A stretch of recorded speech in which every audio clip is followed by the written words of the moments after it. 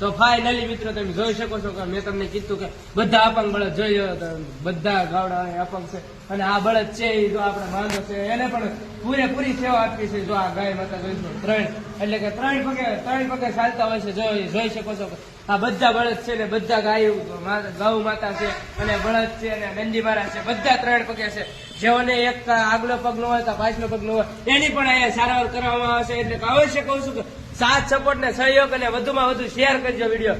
જોઈ શકો છો કે આ બધા બળદ જો આપણે બળદ દેખો છે એ ઉભો નથી થઈ શકતો એટલે આપણે એની સેવા કરીએ છીએ.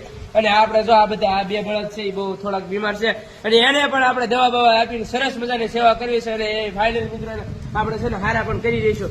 અને આ બધા બળદ છે ને આપણે અહીંયા અપંગ છે ને બીજા બધા બળદ આપણે તમે જોઈ શકો છો 80 થી ઉપર અહીંયા જીવો છે એ આપણે બધા બહાર ખાવા ગયા છે. અને બીજા બધા અહીંયા જે હાલી ન હોય કે જે 3 પગે હોય એને પણ અહીંયા સારવાર થાય છે અને એને પણ અહીં જો આપણે નિરાવ નીતિ દીધો તમે જોઈ શકો છો. બાકી બધાને જય શ્રી રામ મિત્રો.